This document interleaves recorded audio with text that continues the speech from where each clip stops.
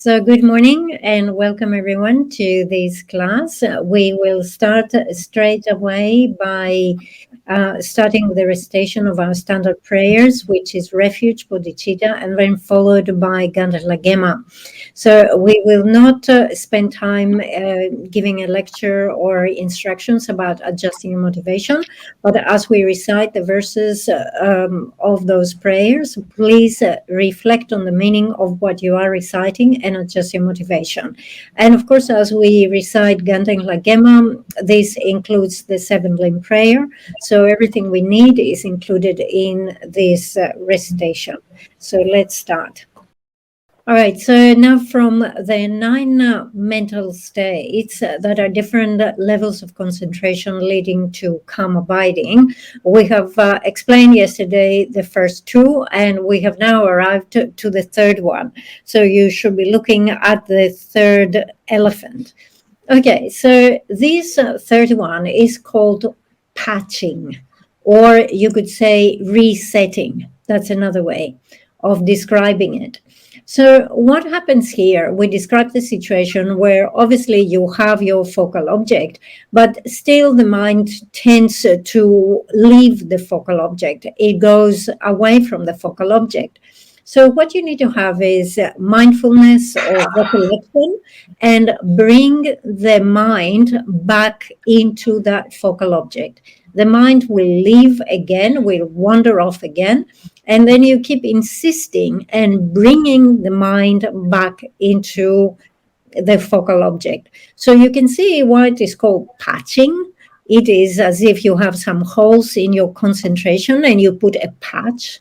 You keep bringing it back. So the term here is a term that you can use for patching, or you could say stick back to it, bring it back to it, add to it, build on it, and so forth. So what you're doing with your recollection is you keep bringing the mind back and again, back and back again, right? So you reapply the mind. This is patching or resetting, reapplying the mind. So we are going to achieve this through what sort of power? It's through the power of mindfulness, which is recollection. Now, we see a new element here on top of the third elephant. We find the rabbit. We didn't have the rabbit before, so this is the first time that the rabbit appears. So let's see what that symbolizes. We say that although the mind is still distracted, through the power of your recollection, you keep bringing the mind back to the focal object. And that actually has a good result in your concentration because it brings about a longer duration now of your concentration. You can remain with your focal object for a longer period of time. So because now you have some time of concentration, this is when you begin looking for clarity, right? So you have some abidance and now you're looking for clarity. And we know that the biggest obstacle to clarity is mental thinking. And we know here that the rabbit represents that mental thinking. As you can see, the first time that the rabbit appears here is totally black. Totally black means you have zero clarity. However, it indicates that from this point, you begin looking for that clarity. You really are trying to achieve it. You don't have it, but now the opportunity arises for you to start looking for that clarity. Now, another element that we see in that drawing on the third elephant is we see that the monk has actually put the lasso around the neck of the elephant. So it seems that now for the first time he has come close enough to the elephant and has tied the lasso into the neck of the elephant. Whilst before the elephant was really wild, was not captured, and it was a long distance between the monk and the elephant. So we say that here on the third level, this is the first time that you actually develop the power of mindfulness, of recollection. And this is what it is symbolized with the lasso going around the neck of the elephant. For the first time, the monk or the individual who meditates is able to recognize their mind. You know, when a person is behind you, you cannot see them. It doesn't appear to you. You don't recognize them. But when the person appears in front of you, suddenly you see them. So now you recognize them. It's right in front of you. So this is what is happening for the first time. The distance between the meditator and the mind of the meditator has been reduced. So for the first time, the meditator is recognizing their mind. And you could say is able, with the power of recollection, to get a grasp, to get a grip, to hold that mind, isn't it? So that's the symbolism that we have here. Okay, so some people give some additional information here. They seem some further, they identify some further analogies. So as we say, the elephant represents the mind of the meditator. So you see that the head of the elephant is not looking straight ahead. The elephant is turned to the side. Turning to the side, the head to the side indicates that your mind is not really focused. It means, like when you're looking right and left and you are distracted by this and that side. Okay. So Geshe was saying, I think, like when you have an elephant and the elephant turns the head this on a particular direction, usually the elephant might move into that direction, and this is the time when you would employ the hook, the metal hook, and either hit the right or the left side or from the back of the ears of the elephant to make the elephant turn the right direction. Okay, so what is happening here, probably this if we combine all this explanation, you could say is that for the first time you recognize how distracted your mind is. For the first time you recognize that your mind is looking away, is looking right and left. So perhaps we could incorporate this explanation here. Yeah.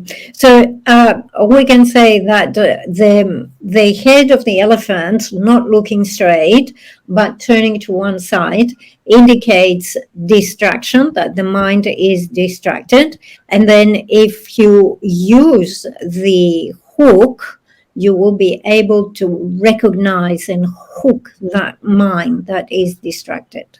That's how you will achieve calm abiding. We move into the next one, the fourth one. It is called close setting. So you can see here, you can look at the fourth element, the fourth elephant.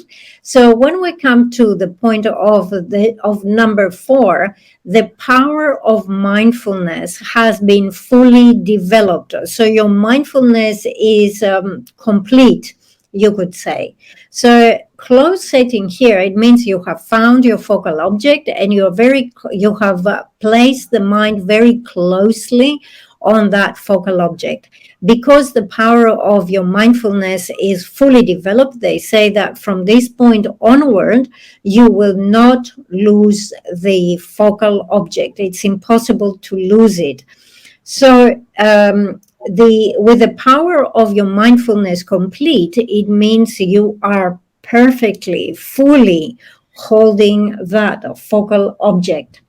However, at this point, this fully holding the object can also bring about some problems, because the mind really gathers. It's a type of concentration where the mind really gathers into that object. And when that becomes too much, there is always the problem of the mind developing mental sinking. So you could have some sinking, some depression of the mind. So this point, really, you have to be very aware. You have to check what is happening with your mental sinking. There are different ways that close setting is described. It is said that you gather the mind that is very vast, you gather the mind onto the focal object, and distraction becomes more and more subtle, becomes less and less gross. And in this way, you are closely setting the mind. This is how it's described. Also, when we look at the colors of the two animals, we see that we have much more white in the body of the elephant. So it's not just the head, but also you could say the front part of the body, the front legs of the animal have turned white. And this symbolizes that we have some improvement in stability.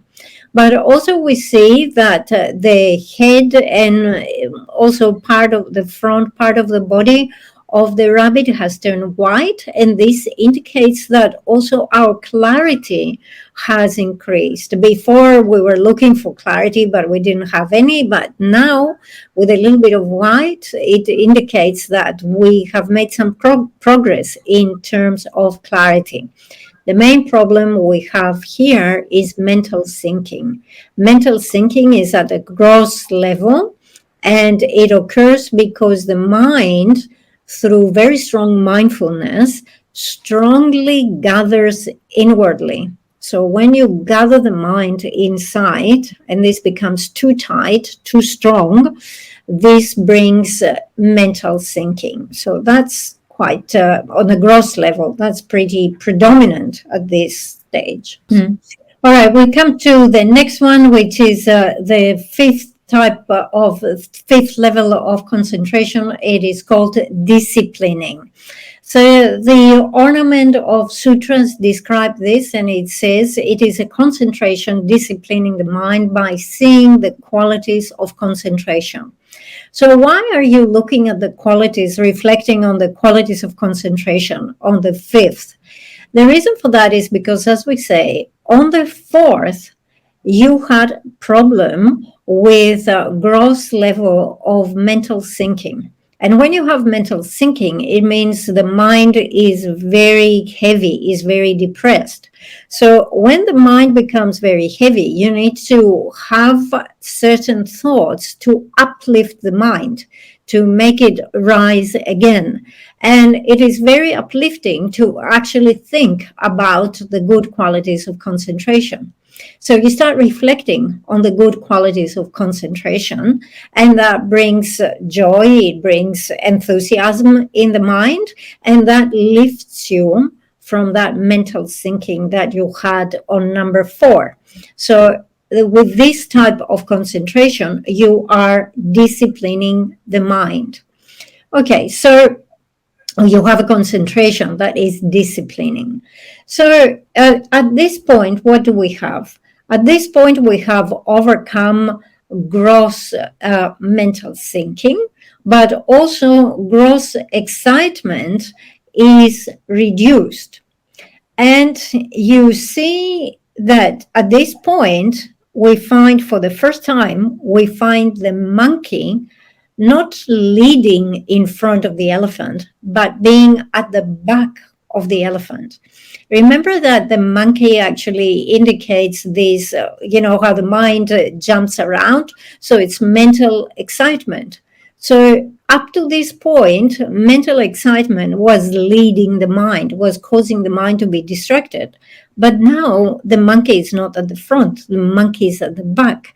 And this actually indicates that mental excitement has somehow been at some level being reduced. It has lost some of its strength. So remember that on the 4th level, we have fully developed the power of our mindfulness. Now we're on the 5th level, and the power that comes into play is introspection. So you have the power of introspection, you have the power of fully developed mindfulness operating, and these two things combined, they actually act as antidotes. And that's why we have this effect of reducing the gross mental sinking and reducing the power of gross excitement, right? So the monkey is not leading us anymore. The monkey follows. The monkey has lost some of its power. Now, another thing that we notice with the rabbit and the monkey is that the rabbit is placed on top of the elephant, whilst the rabbit is on top of the elephant, whilst the monkey is never on top of the elephant. So remember here, the elephant symbolizes the mind, and the rabbit symbolizes mental thinking. Actually, mental thinking is classified as a virtuous type of mind. And because it is virtuous, it is compatible with this mind of the elephant that is developing the concentration that will lead to calm abiding. This is a virtuous state of mind, so it's going to be coexisting and compatible with a virtuous state of with other states of mind, all right, such as mental thinking. However, the monkey represents mental excitement, and this mental excitement is due to attachment. Because it causes this distraction of the mind due to attachment, it is never classified as a virtuous mind. It is pervasive. It is necessarily the case that it is non-virtuous. So because it is non-virtuous, it is not going to be compatible with the virtuous elephant, the virtuous state of mind that is developing this concentration. Okay, so in general, we have to say that the mind can be distracted due to different things. So your mind can be, for example, be captivated by seeing, let's say, the good qualities or virtuous qualities and so forth.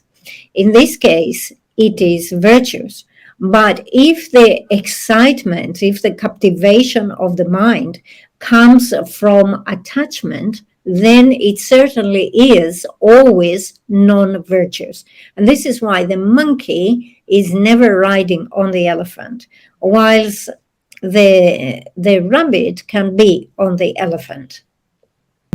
On the fifth level of concentration, as we say, we do not have gross level of mental thinking, and also most probably we do not have any gross level of mental excitement. However, subtle level of mental thinking is happening, and we should be suspicious and we should be examining for its presence. All right, so as we say, now we come into the next one, number 6. We can call it the sixth elephant for ease, but actually this is not the real term. The real term is the sixth mental placement, and it is called pacifying. All right, so what is it that we need to pacify here, and what is happening? Remember that on the fifth, in order to overcome mental thinking that was developed on the fourth, we spent some time contemplating the qualities of concentration. So by considering the qualities of concentration, the mind was uplifted. So that was a good thing because it overcame the problem that we had before. But when you are uplifting the mind and the mind goes up and up, you have to make sure that you maintain a certain height, because if the mind goes too high, too much, then that again becomes a problem. So at this point, it is the problem that we have is subtle excitement. All right, so we have subtle excitement, but at this point also the power of the introspection becomes fully developed. And because your introspection is so strong, your introspection is really aware of this problem of subtle excitement. Already from the fourth level, you had the full power of mindfulness, and now you have the full power of introspection. So once you combine these two together, they're definitely capable of applying whatever antidote. They know of the danger, and they would certainly apply the antidote. Okay, so one interesting thing here is that we see that from the sixth elephant and beyond, we don't notice any more fires burning on the path. Whereas before, at the beginning, we had quite large fires. And now at number 6, you will notice that the fires are somehow a bit smaller. All right. So from this point onwards, we don't have any more fires. The fire here symbolizes the effort of introspection and mindfulness. But from this point onwards, because introspection is fully developed, it doesn't require any more effort. And therefore, you don't see any more fires. Now, we don't say that you don't need to apply any effort whatsoever in your meditation. No, it's the specific effort in terms of introspection, getting your introspection to work and your mindfulness to work. So these two don't require any more effort. So it's effort with respect to introspection is not required anymore. So that has been pacified, that effort required is pacified, and that's why we don't see any more fires. But when we come to the next level, actually the power of effort needs to be developed. Effort in general is needed. Okay. Now, and other elements that we find here in the drawing is we see a mirror, we see symbols, we see a conch, we see fruit, and we see a kata. All right. So, what do these symbolize? The mirror symbolizes various forms. The symbols symbolize sounds. The conch symbolize perfume, because inside the conch you can see it's filled with liquid, and that liquid is perfumed. The fruit symbolize different tastes, and the kata symbolizes tactile objects. Why do we have those? Well, we have those because these are objects of attachment, objects of desire that cause the mind to be distracted. They cause us mental excitement. Why? Because we are very attracted to beautiful forms, beautiful images. We are attracted to melodious sounds. We like beautiful perfumes. We like, tasty food, and we like very soft tactile objects. So you can see how much during the course of the day we are constantly distracted, and we want to follow, we are searching for and follow these objects. We turn on our mobile, and what do? Either we are flicking through images, or we listen to music, isn't it? We buy very expensive perfume. We want things that smell nice, isn't it? With food, of course, we're always looking for some satisfaction with different tastes. And when it comes to our clothes, we touch it, we feel it, and we say, oh, this one feels rough. I want something softer. I need to buy new clothes, and so forth. So there is this constant distraction that happens because of our attachment to these objects of desire. Okay, so as we say here, we're on the 6th level, and on the 6th level, the power of introspection and the power of recollection are fully developed, and this is why from this point onwards, you will not notice any more fires on the path. Another element that we see is that on the side we have an image of the monkey taking fruit from the tree. Okay, so this taking of the fruit indicates how we can be distracted. So, as we say, our mind can be captivated. There are actually two ways that the mind is captivated. Let's say a worse way and a better way to be captivated. And we want to indicate that not all types of captivation are the same. Okay, so one way that the mind is captivated is, as we say, is because due to attachment, we follow pleasurable objects. We chase these objects. And the thing with the monkey when it takes the fruit is that it doesn't just take the fruit once and is satisfied. It takes once, it goes back, it takes again and again. So this symbolizes the lack of satisfaction, this constant need to take and retake. You know, as we said, with the mobile phone, when you look at images on the phone, do you just look once? Or do you keep looking? One more, one more photo, isn't it? I want more. With the music, one more song. I need to hear this one more time. With the perfume, you know, oh, I need to have another perfume as well. With the taste, of course, you know, there are various, you can have, you know, you're going for something sweet, but there are many types of sweets, and also there are different qualities, isn't it? So you want more and you want the best. With soft clothes, one layer of soft clothes is not enough. I need to have many layers of soft clothes, and I need to have all my clothes to be soft and, you know, very nice, tactile feeling, and so forth. So this is one type of taking. The taking that is gives you no satisfaction. It's like that knows no end. Taking and retaking. I want it again, and I want more of this, and so forth. So definitely this is something that we need to absolutely stop here, put an end to this here. There's another type of captivation, another type, which is being captivated with a virtuous object. So that could be, for example, the object of your generosity, the object of practicing ethics, and so forth.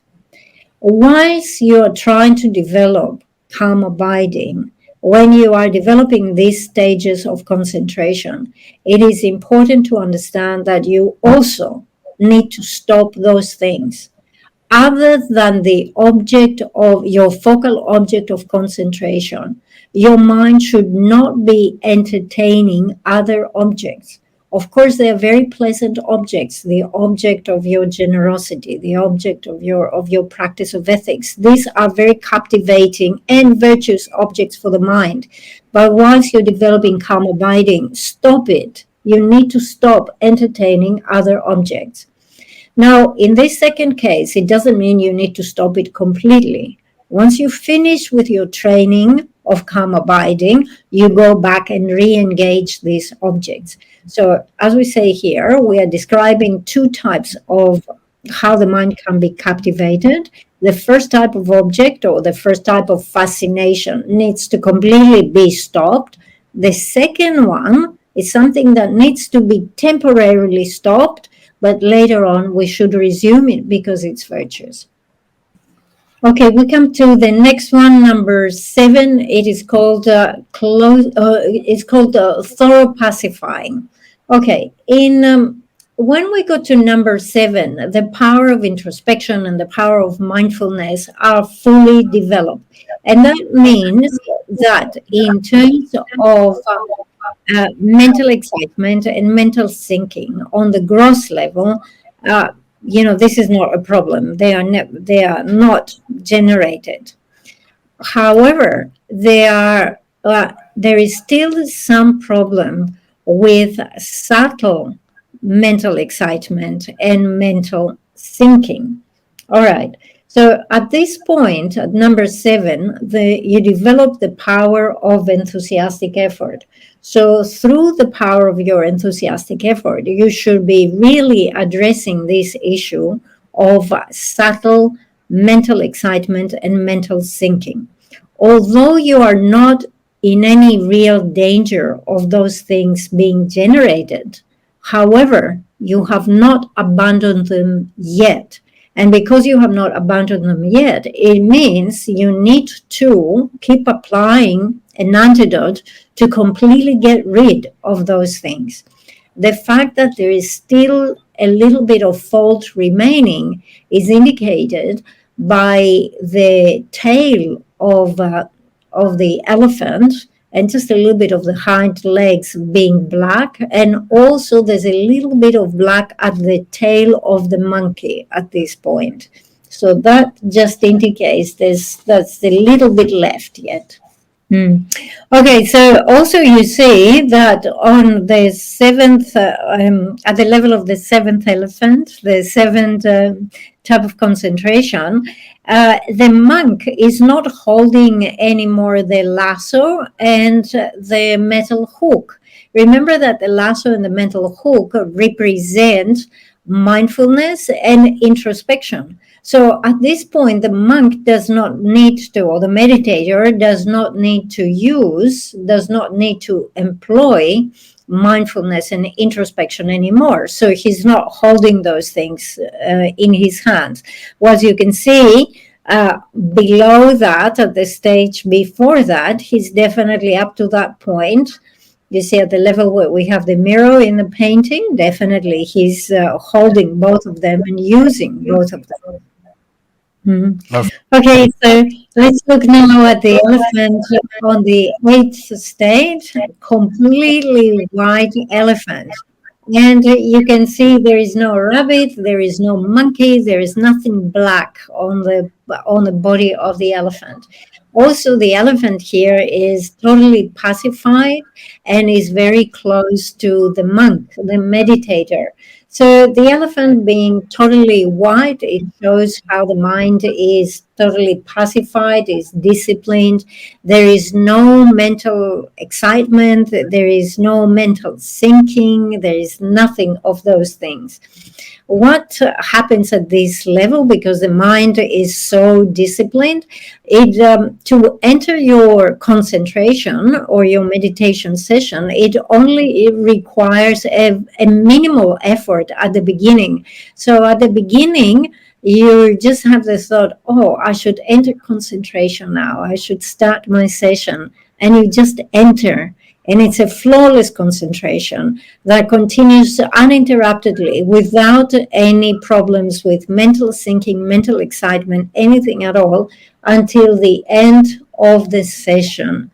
So one thing here, as we say, is that the elephant at the beginning should look like a wild beast, whilst here at this point should appear totally pacified. Well, unless you're a very skillful artist to illustrate, this change of expression or the mannerism of the elephant, you won't be very successful. As you can see here, all the elephants have the same expression. But in your mind, think, when I get to number 8, that elephant is totally pacified. All right, so let's do a quick comparison between number 7 and number 8. In both states, we have very good abidance. We also have very good clarity. On number 7, we still have subtle excitement and subtle sinking. On number 8, we don't have any more subtle excitement or subtle sinking. It only requires a very small effort to enter concentration at the beginning of the session, and then you continue uninterruptedly until the end of the session. Now, we know that what can cause problems with our abidance, with our stability, is excitement, but we don't have excitement anymore. What can cause problems with our clarity is mental sinking, but we don't have mental sinking anymore. And this is why the color of the elephant now is totally black. So it seems that we are at a very good state of concentration. However, there's an even better state of concentration, which is the ninth. The ninth is called sitting in equipoise.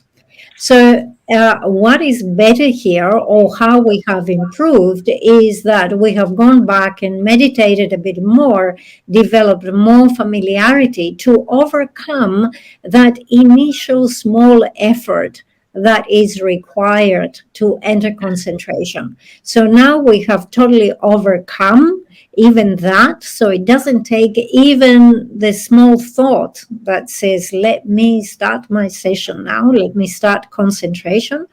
So when you are number 9, the mind is totally pacified. There is no effort required, which indicates that now you can enter your concentration spontaneously, effortlessly. And at this point, you have full control of the mind. This is indicated by the elephant sitting and lying next to the meditator. And that means that anything you want to do, you want to lie down, you want to raise, you want to come, you want to go, whatever you want to do, you can do, you have perfect control, and you can do all this. All right. So it's not yet calm abiding, though. It is a mind that is a similitude of calm abiding, meaning it is very similar. It looks very much like calm abiding, but it is not calm abiding yet.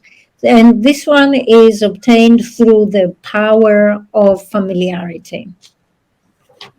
So we see that number 7 and number 8 in our list of mental states of concentration are achieved through the power of enthusiastic effort, whilst the last one, number 9, setting in equipoise, is achieved through the power of familiarity. So at this point, you have great abundance, great stability, you have great clarity, everything is perfect, perfectly calibrated, and so forth. However, still, you have not developed calm abiding. So all those 9 mental states are prior to calm abiding. You've reached number 9, but it's not calm abiding yet. So that means that some further training is required. So you need to develop more familiarity. So why do we need more familiarity? Why do we need more meditation at this point? It's because we need to develop some further qualities of the mind. And this is how we develop the qualities of the mind. The qualities of the mind come through familiarity. What are the extra qualities of the mind that we want to develop at this point? We want to develop, excuse me, physical and mental pliancy. Sorry, I have to have some water. All right. So the reason why we want to develop this is because although we have very good concentration and it doesn't take any effort, nevertheless, we still have the remainder of some negative tendencies. Negative tendencies here indicate that if you enter this concentration and you meditate, eventually your mind will become tired, and definitely your body also will become tired. So this tiredness of body and mind that comes when you engage the activity for a long time is a result of those residual negative tendencies. So this is why we want to develop this pliancy in terms of body and mind. And when we have this pliancy, it means that there is no tiredness. The mind will not be tired. The body will not become fatigued, and so forth. And those are symbolized in our painting by saying in the next phase that the monk is actually sitting on the elephant. He is riding on the elephant. So remember, the elephant symbolizes the mind. And if you're sitting on top of it, this indicates that you have mental pliancy. And also, we see a monk flying up in the sky, because this symbolizes here physical pliancy. With physical pliancy, the body becomes so light that if you want to fly, you can fly. Anything you can do with the body, right? So physical and mental pliancy represented here. These are qualities that we still need to develop. All right, so as we say here, we're talking about the next qualities to obtain, which is mental pliancy and physical pliancy. In terms of the two pliancies, the mental pliancy is obtained first, and the physical pliancy follows after that. Together with that pliancy, we also have the bliss of that pliancy. So in terms of the two blisses, because we have two types of pliancies, the bliss of the physical pliancy is obtained first, and the bliss of the mental pliancy is obtained second. So in terms of the pliancies, the mental is obtained first. In terms of the bliss of the pliancy, the physical is obtained first. So we mentioned here that in order to obtain this total pliancy, we need to get rid and we need to overcome negative tendencies. So negative tendencies come both in terms of the body and in terms of the mind. So to give you an idea of some examples of negative tendencies, like we have the tendency to engage in activities, physical activities that are not virtuous. Even things such as showing an unpleasant expression, a wrathful expression, causing, trying to intimidate someone with our physical expression, appearance, and so forth. All those things are negative physical tendencies. Also, the fact that it takes effort for us to engage in a physical activity and keep carrying out the activity. The fact that we get tired after engaging in a physical activity, all these are examples of negative physical tendencies.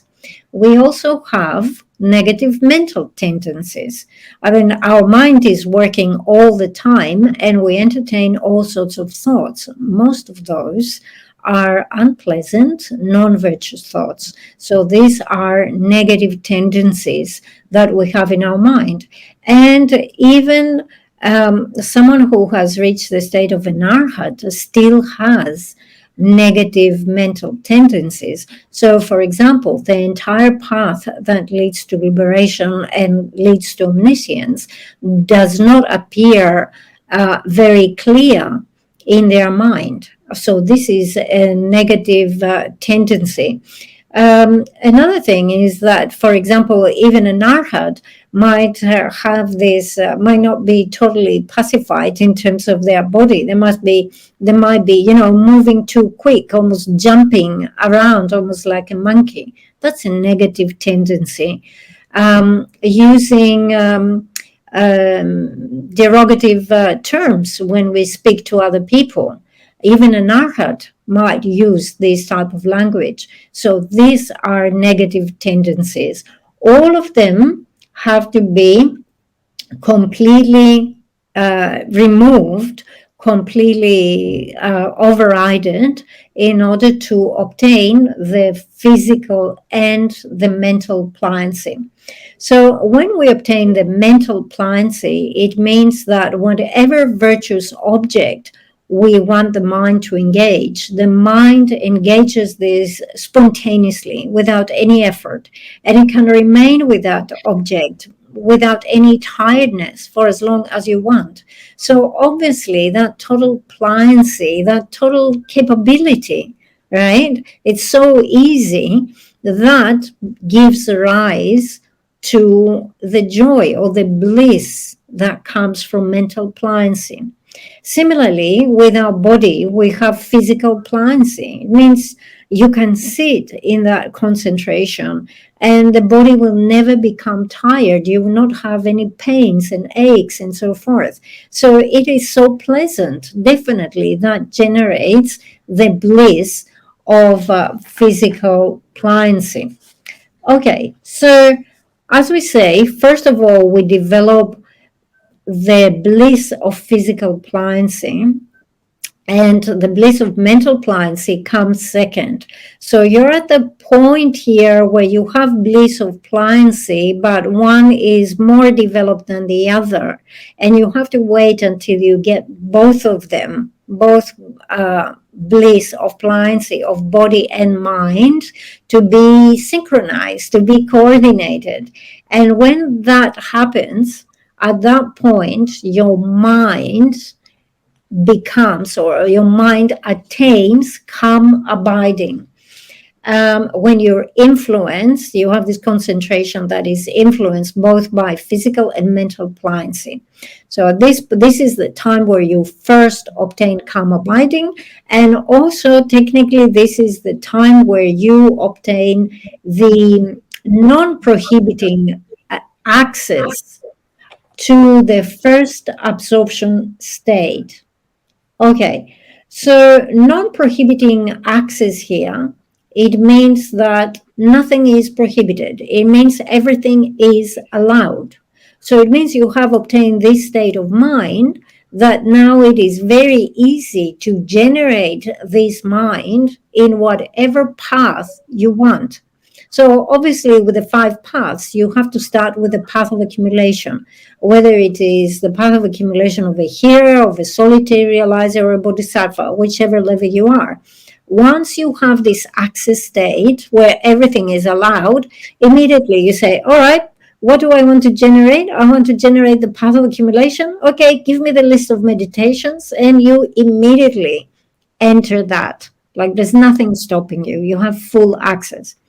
At this point, you are someone who has the body of the desire realm, like you're a human of the desire realm. So your physical basis, your body is that of the desire realm, but you have obtained a mind of the higher realms.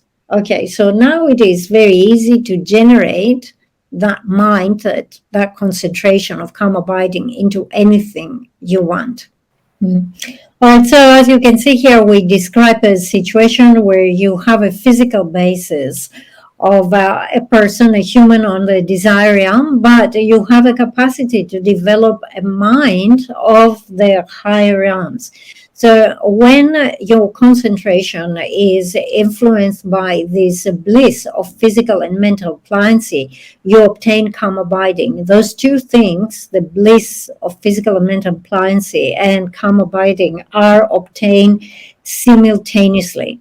And at that point, you experience this incredible lightness and pliancy and ease in terms of body and mind.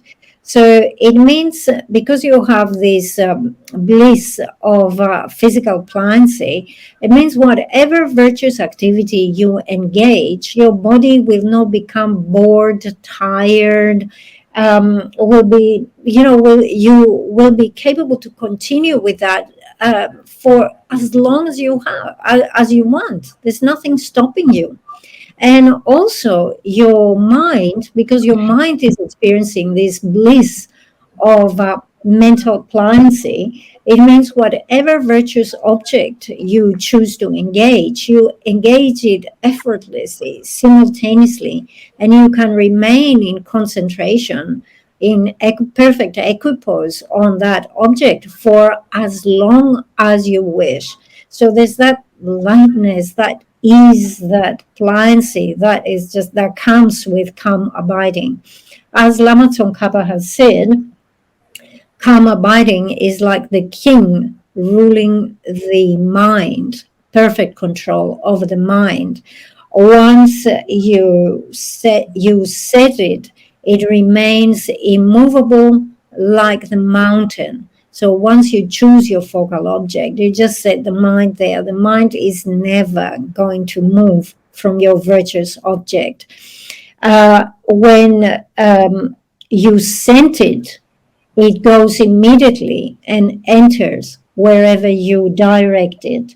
It is the mind that experiences the bliss of physical and mental pliancy. So, with these words, he describes really the incredible benefits of calm abiding. Mm. Okay, so if you're counting the elephants, you can see on the 10th elephant, where you're riding the elephant, this is the point where you obtain calm abiding. And up to this point, the path, the practice, the attainment is the same for non-Buddhists and Buddhists. Non-Buddhists also engage in these methods for obtaining calm abiding. They follow the same 9 stages, the same process, and they get to calm abiding. And Buddhists also get to calm abiding. But from the point of achieving calm abiding, there are actually 2 different paths. And you can see this illustrated because up to here we had one path, but from the 10th elephant and beyond, you see that we have 2 forks of the path. We have 2 different paths. Okay, so let's see what non-Buddhists do once they obtain calm abiding. As we say, this calm abiding gives you, it's an access state. It gives you access to other higher levels. So they use this in order to obtain the first, the second, the third, the fourth concentration of the form realm. And then from there, they continue with the different types of concentration in the formless realm. Okay, the problem with that is that they consider the states that they obtain finally, they consider to be liberation. In reality, they are not liberation. The highest they can reach, the final place they can reach, is what is called the peak of existence. So as the name indicates, it's the peak, it's the highest level you can reach, but it's still within existence, meaning it's still within cyclic existence. So you haven't reached liberation. However, in their mind, they think that this is liberation. So they use those incredible powers of concentration they have to develop miraculous powers, powers of clairvoyance, and so on and so forth, all along thinking they have reached liberation. Okay, so that's the non-Buddhist path. What about the Buddhist path? With the Buddhist path, once you obtain calm abiding, then you start developing the 5 paths: path of accumulation, path of preparation, path of seeing, path of meditation, path of no more learning, to lead you to liberation and omniscience. So this is the difference. You can see there are 2 different paths from that point. All right, so we come now to the last elephant, the 11th elephant, and this shows the Buddhist path. So it indicates that from within calm abiding, you have to establish special insight. Special insight is in the nature of wisdom, and this is why at this point you see that we have flames. So these are the flames of wisdom there, but also the monk is holding the sword of Manjushri. So both of them are indicative of wisdom. So when we talk about special insight, there is some special thing that you have to see, you have to realize. From within the state of calm abiding, you continue analyzing. So this is the wisdom that you develop. It's a wisdom that compares, that analyzes, sees the difference between that which is not, what is established, what is not established. So basically, you want to develop the wisdom realizing emptiness. The symbolism of the fire here is because fire burns, and we want to say that the wisdom will burn all afflictions. Now, the important thing, and we see here that at the heart of the monk, we have two rainbows, and the two rainbows are actually uniting, isn't it? They come together. This symbolizes that we have to follow a path that is the union of calm abiding and special insight. So we do not separate the two, but rather we unite and employ both of them. All right, so as you can see, we have completed the entire path. We have reached calm abiding, isn't it? Actually, you can think here that it is easy to achieve it. It is said in the text that if you really throw yourself at it, if you dedicate yourself at it, meaning you cut off all other activities. So other than the time it would take you to, just eat your food and go to the restroom for the basic of your necessities, apart from that, or if you devote all your time to meditation, then you can achieve calm abiding in 6 months. And now, considering the incredible benefits of calm abiding, 6 months is not too long, is it? So I guess I would say I would certainly urge you and encourage you to dedicate some time, meditate, try to achieve calm abiding. Okay, so that's number one. We have just a little bit of time left. So if you're looking at this drawing and you still have some questions, there's something that you don't know, you don't understand, that's your chance to ask a question. Geshe says, if I know the answer, I'll give you the answer. If I don't know the answer, I'll tell you I don't know. Okay, so last chance for clarifying questions on the basis of the drawing.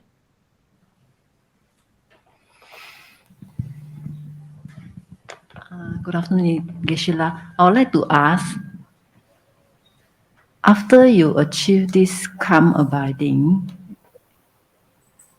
will it decline? You engage in the worldly, all this daily job, If you practice for 6 months and you achieve calm abiding, then after that you go back to your normal worldly job. Then this will decline. How to further improve? This is what I'm asking. Okay, so your question is whether calm abiding will decline after you achieve it and you go back to your worldly, mundane activities. Is this? Yeah?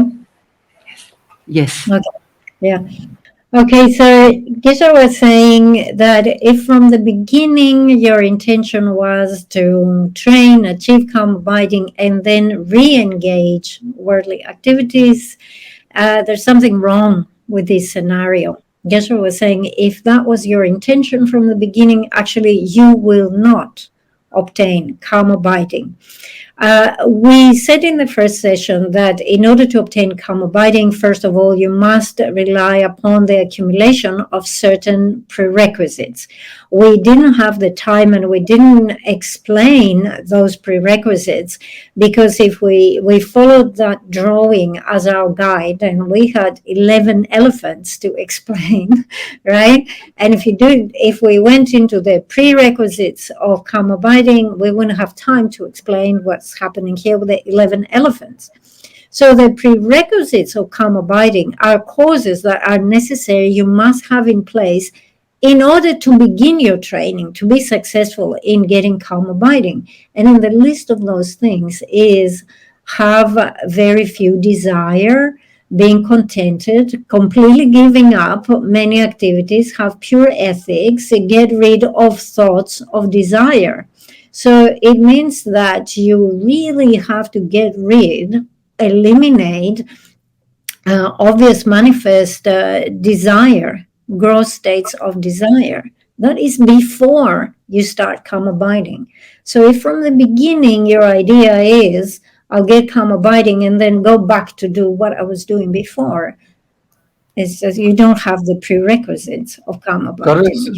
그래서 누가 말한 저기 통말 굴릉 줘도네 전주의 샘당 인중당 데 삼나당 다르바토야당 담제견바토야당 구릉딘데지케 구릉디 당보땅베 토네 미유르지 다르바토야당 담제견베 고방토야당 산제의 고방토야 딘데르 미유르지네 신네두바로 신네두바 인자 양주 안에 코여 자와나 중의 디그레베스라나 아니 다 오늘 전에 제나 지금 말에 죽초고 말했으라고 그러다 죽초고 말을 하고요 라고 그러다 나랑 솔라랑 매바 인자 아니 죽두고요 레스카요 말했어 지댕기 자와라 죽을 지댕기 자외도라 야산은 뭐지 땅 고고요래 가요 말했어 또그 담숨승인데 샤각보러 와 어딘데 이거인지 깔래하고 싫어요래 제가 깔래하고 요바 인상 안서 딘데를 죽고요래 죽고요바 인상 안서 코아나 고르고요래 안단도 유를 뭐 코리아니가 요래 안서 가가 섭섭치고 차대요랬어. So the thing is that from the beginning, when you start this type of training, you would have to set your motivation. Your motivation would have to be certainly the renunciation bodhicitta. Means that you set up a goal that you want to achieve, and you say, I'm doing this because I want to reach the state of omniscience. I want to reach the state of liberation. All right. So if at the beginning you said your motivation says, I'm doing this because I want to reach the state of omniscience, I want to reach the state of liberation, then you're not thinking of then returning back to worldly activities. So strictly speaking, I have to say you should not be thinking, you're not allowed to be thinking about coming back to worldly activities. This is completely wrong meaning. However, okay, so that was the strictly speaking. So there is the second level where we do make allowances, right? We are not at this level yet.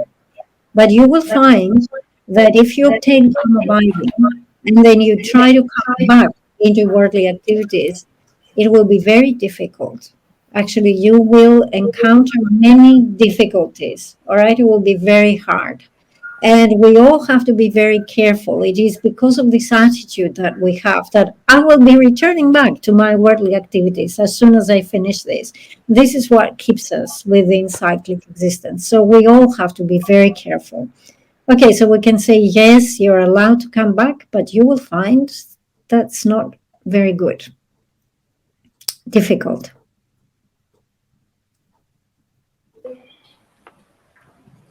Geshe, we have another question from one of our friends.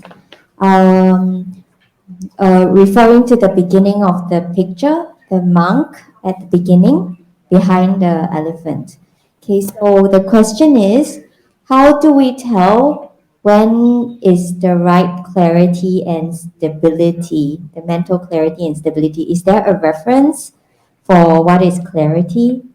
And the other question is, when experiencing body aches, how do we continue doing the meditation? Thank you. Okay, so for the first one, the first question, as you can see in the beginning, the elephant is totally black and is a long way, far distance from the meditator. So we say that it is important through this process to develop stability and clarity. However, all the texts that talk about calm abiding explain that there are no words to accurately describe and communicate from one person to the other what is the right level of clarity and stability. And that means that the meditator must try to find this through their own experience, through meditating. All right, so you have to actually engage the practice, try to develop the concentration, and then see in your meditation session, oh, okay, now my mind is too high. I need to bring it down. Oh, now the mind is too low. Now it is too depressed. Oh, I need to adjust it a little bit. Oh, no, a little bit higher. Oh, no, a little bit lower. So this is something that you can only find through your own experience of meditation. What is the right level? What is it that you have to adjust? How do you adjust it to get the clarity and the stability that is necessary. So it takes a lot of searching through experience of meditation. Geshe was saying it's not like a light dimmer. So you know how you have the control and you have another person and you say, is this bright enough? And they say, no, turn it a notch, turn it up a little bit. Oh, no, that's too bright. Turn it down a little bit. There's no one to whom you can communicate. And they would say, turn it up a bit or turn it down a bit. You have to find it through your own experience.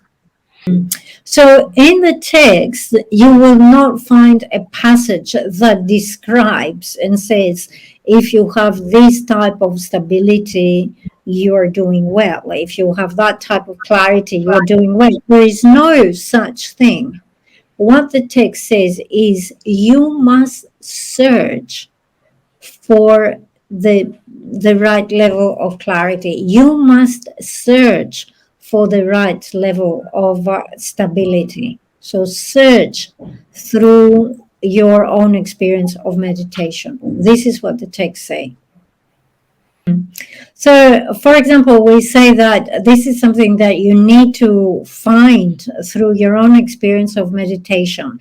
If you're looking for clarity, we know that the main obstacle for clarity, what ruins your clarity, is mental sinking.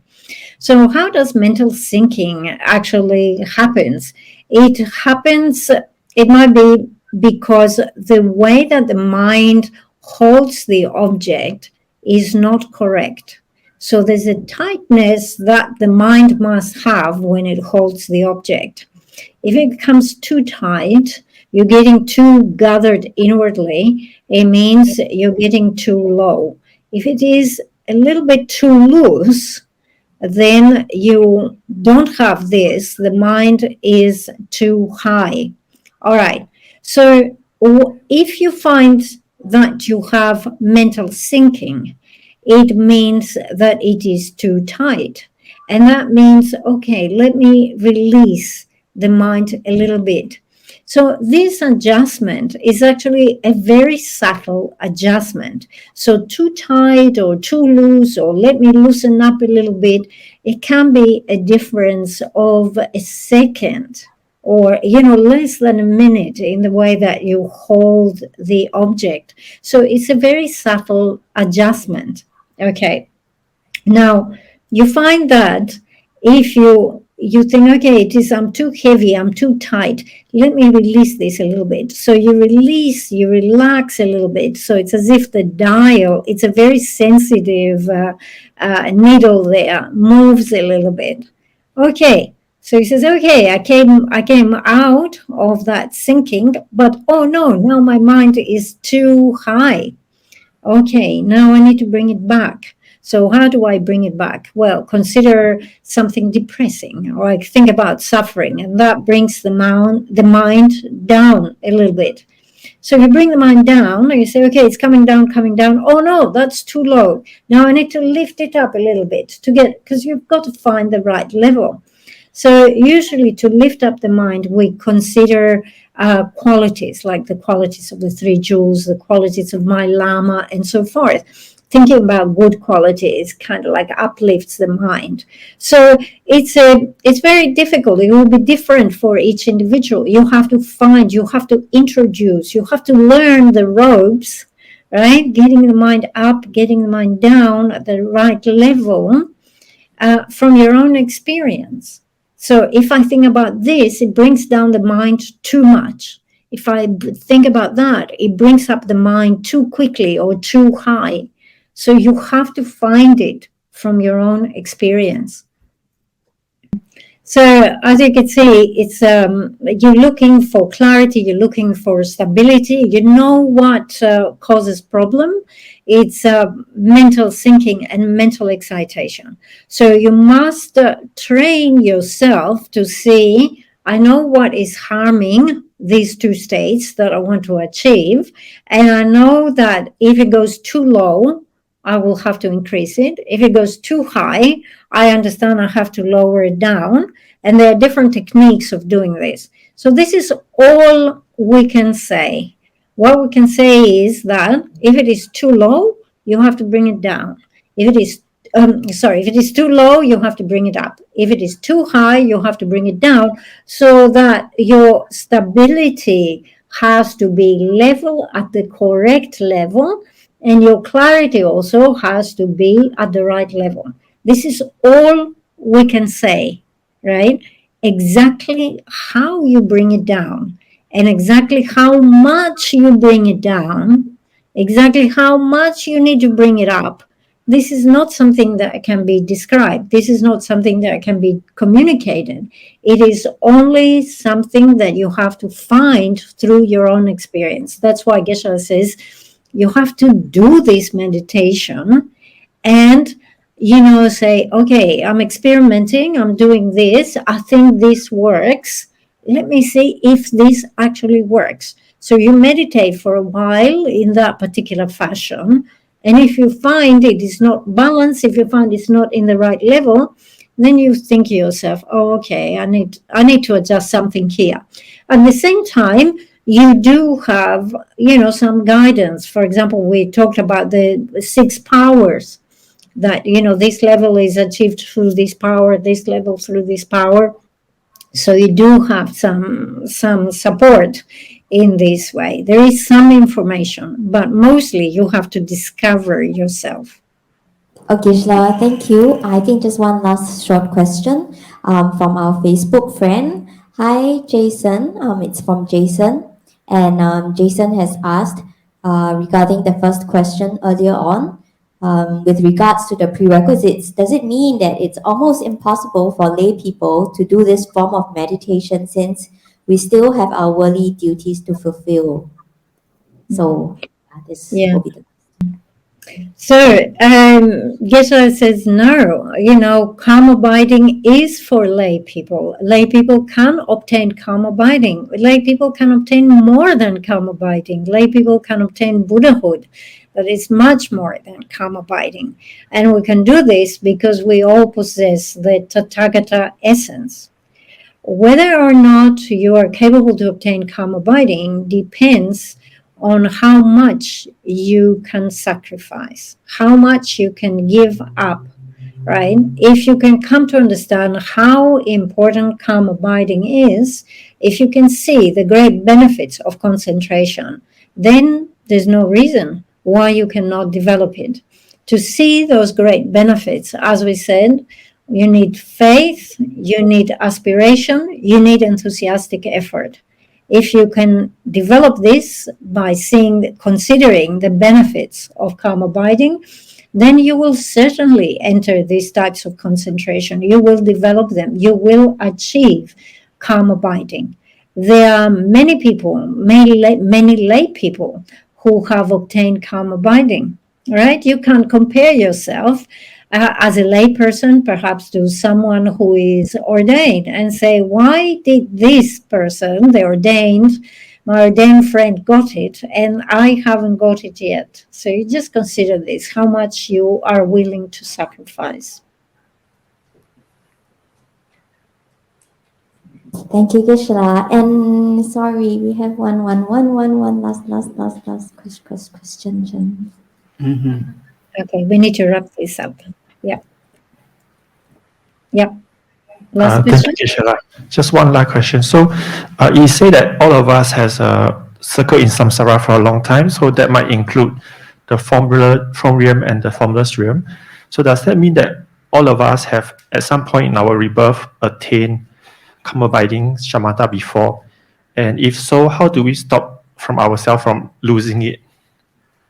Okay, so yes, it is like this. We have taken rebirth many times in those absorption states in the higher realms, the form and the formless realm, within cyclic existence. And you cannot take rebirth there unless you have obtained calm abiding.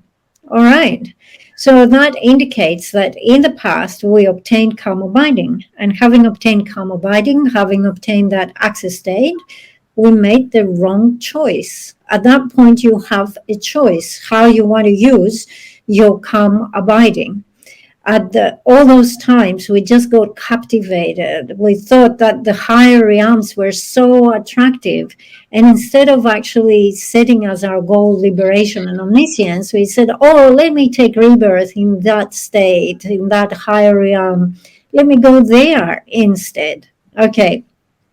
So the point is that once you reach the calm abiding, once you obtain calm abiding, once you have that first access state, at this point you have to make the very firm determination and say, I want now to enter the 5 paths. I will begin with the path of accumulation. So whether you are a hearer, solitary realizer, bodhisattva, just when you get calm abiding, just set your goal and say, okay, now I will start developing the 5 paths. So, unfortunately, we have obtained it in the past and lost it. Like, who knows, Geshe says many times, perhaps we were born as non-Buddhist in the past, and this were the choices that we made. The thing is that whilst in cyclic existence, eventually you generate attachment, you generate hatred, you generate pride, you generate all these afflictions. And the moment you generate those things, there is a decline. It means you're back at the desire realm. And when you fall back at the desire realm, that's it. You lose your calm abiding. You lose this higher level state of mind. Okay, so for us, when we reach the calm abiding, we must have the very firm determination to enter the paths, cultivate the 5 paths, go through the path of accumulation, and then when you get into the path of preparation, there is a point at the point of heat and peak, and when you reach that point, there is no falling down, not going back anymore.